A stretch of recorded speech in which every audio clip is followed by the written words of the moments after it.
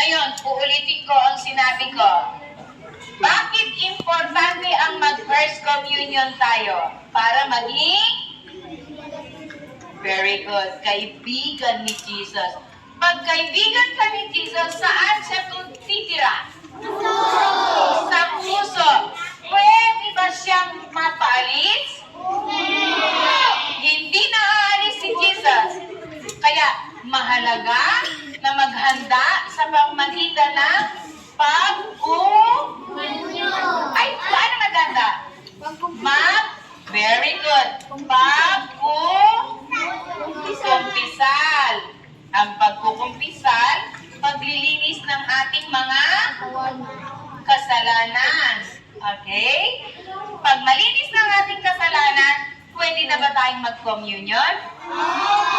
Pwede na tayong mag-communion? Ngayon, kung ang bahay nyo madumi, mayroon kang kaibigan, pupunta siya doon. Masaya ba kaya sa palagay nyo?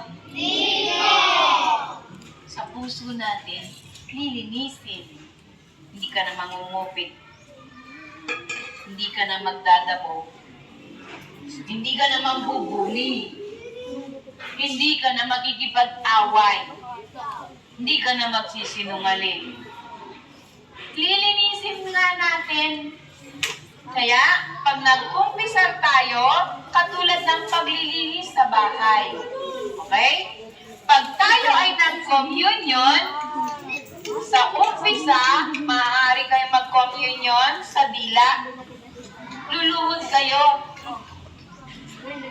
At ibubuka bibig, lalabas ang dila. Pag sinabi ng pare, laman ni Kristo, Amen. Amen. Anong ibig sabihin ng Amen? Amen? Ako ay naniniwala. Yan. Ito ay ang katawan at dugo ni Kristo. Kaya ang sagot natin ay? Amen.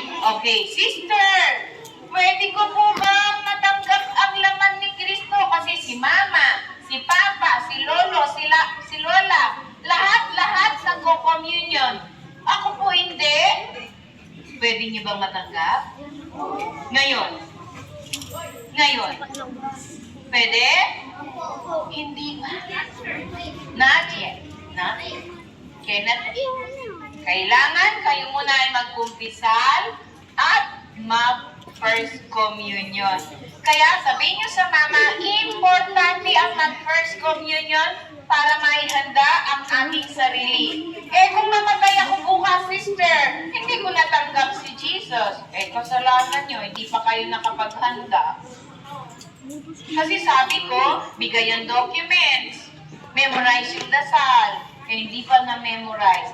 Bibigyan ko kayo ulit ng assignment. I-memorize ang basic prayer, manisyak, 10 utos, at sakramento. Ibig sabihin, handa ka nang ipagtanggol mo si Jesus at tanggapin bilang iyong best.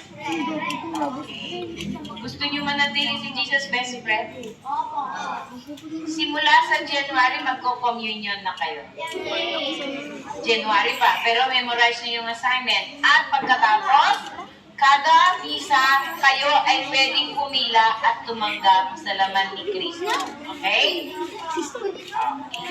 Thank you.